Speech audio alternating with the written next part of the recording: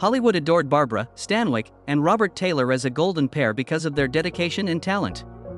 However, an unexpected twist occurred behind the scenes in their romance. Their marriage was not the only thing that ended due to an affair. It broke their hearts, altered their lives indefinitely, and even made Barbara richer than before.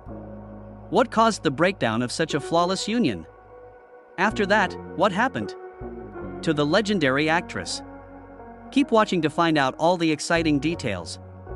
A new power couple emerged in Hollywood with the meeting of Barbara Stanwyck and Robert Taylor. In 1936, Barbara Stanwyck was apprehensive when Zippo Marx and Marion, his wife, attempted to arrange a blind date for her. She was happy to be back on her ranch with her adoptive son Tony after escaping a horrible marriage. Yet, she made up her mind to go anyhow. His brother's wife, the film they worked on together, would reignite the passion that had been there since their first meeting. Meeting the dashing Robert Taylor was a highlight for her. He was the newest addition to Studio MGM's roster and 4 years her junior.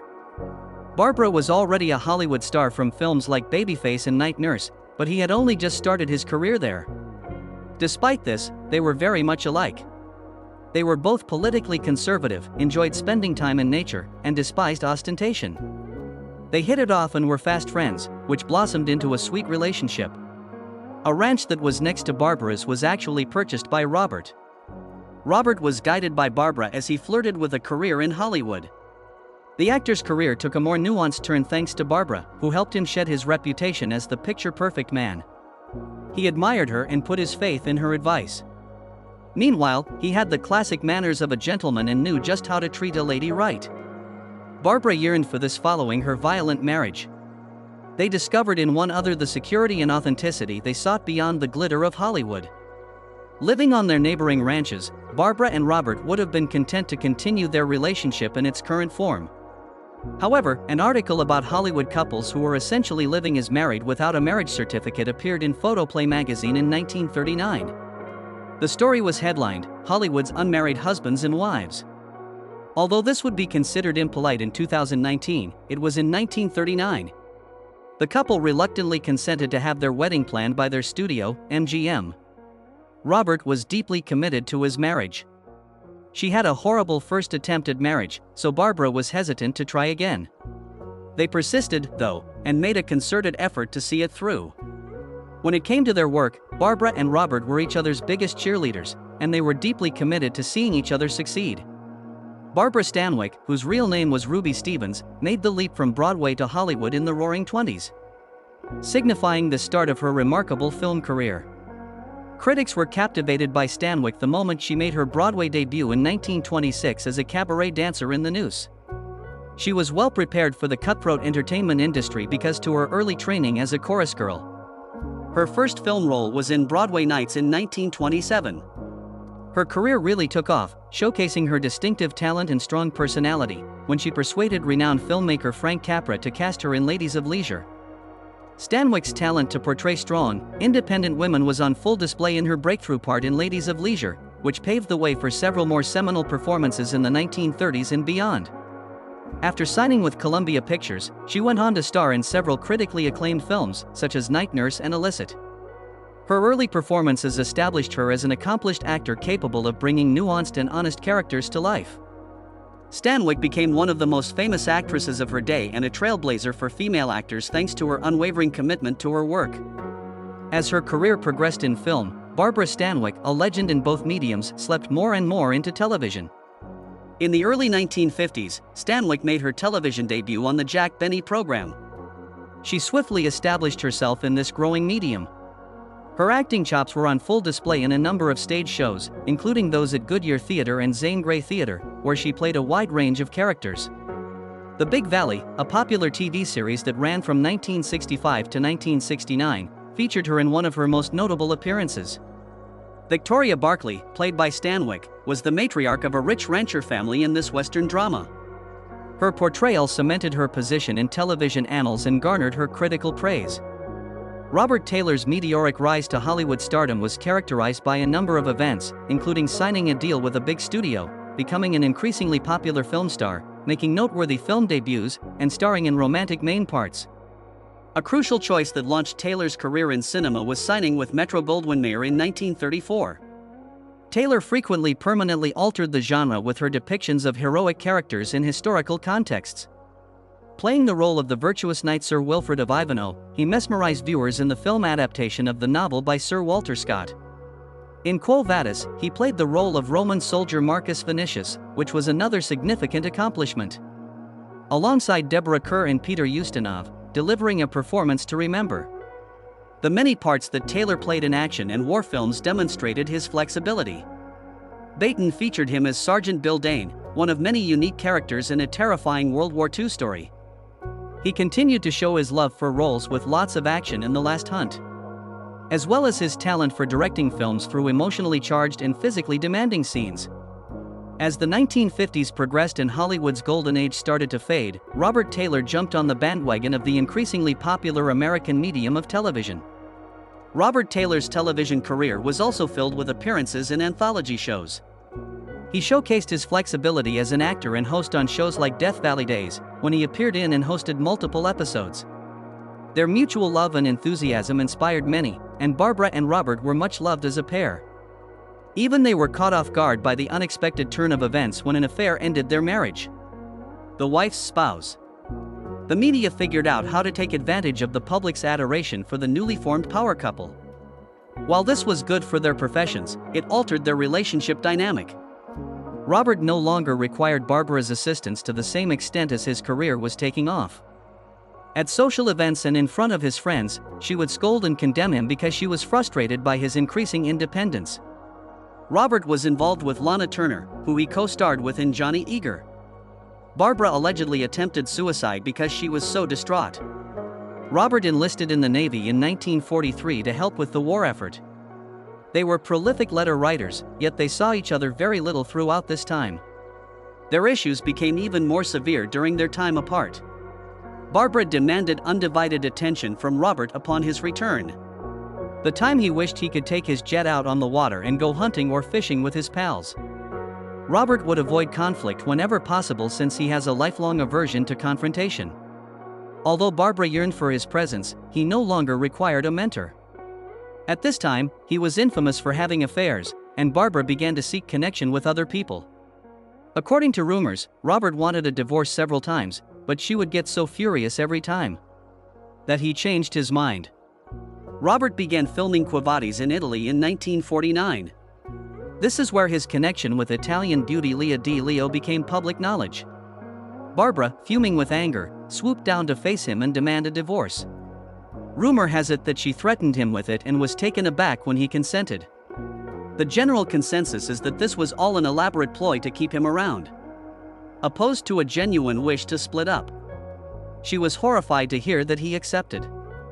It appears that they discussed Stanwyck's future plans throughout her 6 weeks in Italy. Robert Taylor's divorce from Barbara Stanwyck was finalized on February 21, 1951. It took another year for the divorce to be finalized. Until her remarriage or death, she will get 15% of his gross income as per the settlement. His untimely demise caught everyone off guard. Despite their differences, Stanwyck never remarried, and the two stayed friends. According to some accounts, she was rather religious about collecting her money and even attempted to extract more from Taylor's estate. But she insisted he was her soulmate anyway. She finally had to come to terms with the fact that their marriage was gone. During her 6 weeks in Italy, she and Robert worked out the details of their divorce. In 1951, following a 12-year marriage, their divorce was officially finalized. Before Barbara's second marriage to Robert Taylor, which lasted from 1939 to their divorce in 1952, her first marriage was to Frank Fay, which lasted from 1928 to 1935. Although the two marriages eventually broke up. In a philosophical yet tragic interview with the New York Times from 1981, Stanwyck reflected on her relationship with Taylor. She remarked that it is difficult to lose a loved one through death or divorce. They have nothing to fight for if they choose freedom. You must release yourself. Her statements conveyed the profound anguish Barbara Stanwyck was feeling as a result of her terrible divorce. What followed was a period of profound anguish, resentment, and confusion for her. The months after Barbara Stanwyck's divorce from Robert Taylor dominated her life with these emotions. However, she had removed the animosity and, upon reflection, she had gained insight. At first, I couldn't help but focus on myself, my pain, my pride, my problem when she spoke, but I soon realized that I was far from alone. Barbara, who was known as the Queen due to her imposing demeanor, suffered a great deal of heartbreak, frequently at the hands of the men she loved, despite becoming Hollywood's best-paid actress in iconic films like Scandalous, The Lady Eve, and Double Indemnity.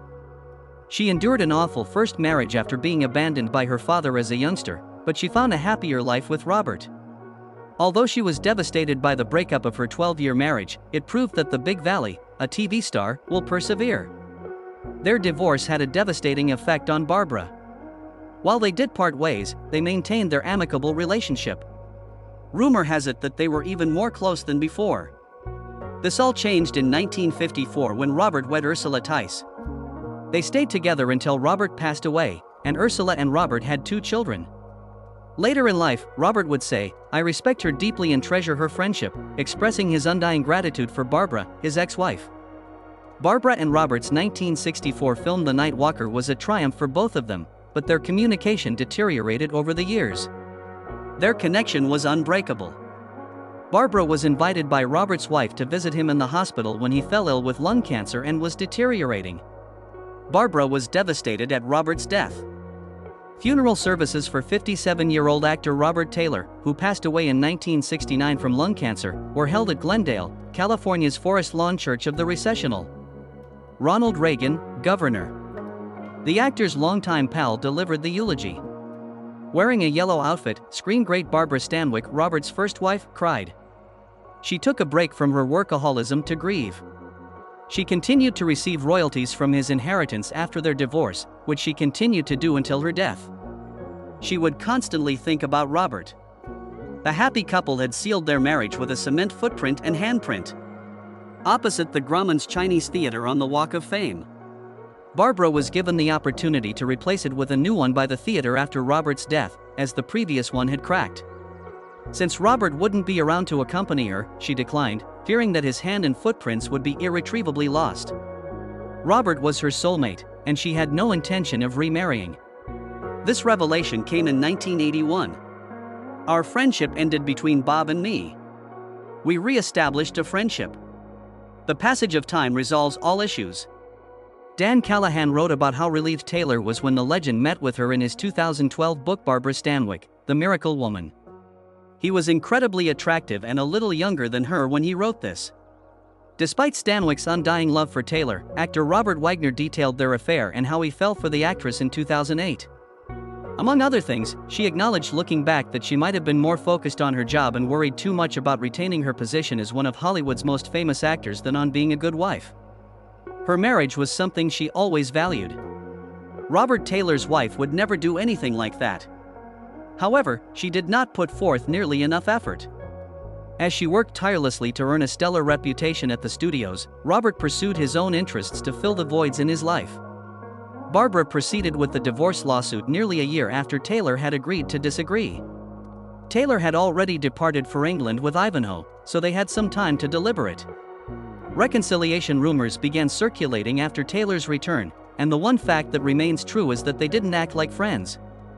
At that moment, Barbara would have tried again, but Taylor believed they would only be able to achieve temporary patching, which was unacceptable to both of them. As devastated as she was, Barbara understood that her only hope for redemption was to begin anew without delay. She started the process of selling the home that she and Robert had lived in together for 11 happy years. In my opinion, a woman's best bet when contemplating a divorce is to cut ties with her marital possessions. Starting fresh makes logical. She went on to say, "It was my decision, but the day our things went to the auctioneers was really brutal for me." I think most women going through a divorce can relate. Even if it's cliched, it's true. With each purchase, a tiny piece of my soul left. At that moment, Barbara's life hit rock bottom. At that precise instant, the resentment was deeply imprinted. A new small house was mine to live into. Hold in would be more accurate. Such as robotics. My phone was never answered. I declined every invitation. She was distressed and worried for her closest friends. However, Barbara remained emotionally strong and unyielding until she reached a point where she could no longer protect herself. With the support of her friends, she was able to overcome the trauma and begin anew, determined to make her life better than before. Famous actress Barbara Stanwyck was well known for more than just her acting chops. She also maintained a remarkable net worth throughout her career. In 2024, she has an incredible net worth of $10 million. With Joan Crawford's $2 million and Bette Davis's $1 million, she is much ahead of her colleagues. Her monetary achievement is really remarkable. Barbara Stanwyck showcased her talent in over 80 films throughout her illustrious career, featuring strong female characters in a range of roles. During the early to mid-1940s, Barbara Stanwyck earned more than any other actress on the planet. The federal government reported that Barbara was one of the top-paid women in the nation in 1944, with an income of $400,000. Equivalent to earning $6.5 million annually in today's currency following inflation adjustment. Television appearances and her own programs, such as The Big Valley and The Barbara Stanwyck Show, also contributed significantly to her wealth. Among Barbara Stanwyck's many holdings was a house in Brentwood, California, which she bought in the 1950s. Listed at $14.9 million in 2011, the house ultimately sold for $10.9 million. The acting and personal legacy of Barbara Stanwyck will live on in Hollywood. She fought against injustice and abuse in the profession while playing strong, independent female roles. She was a feminist icon. For her work in cinema, Stanwyck was honored with an honorary Academy Award in 1982. Both the Television Hall of Fame and the American Theater Hall of Fame have bestowed their honors onto her.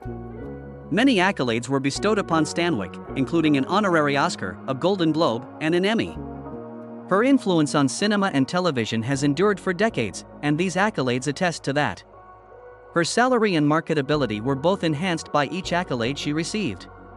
The significance of the honorary Oscar was particularly high. It recognized her as a Hollywood icon and honored her life's work.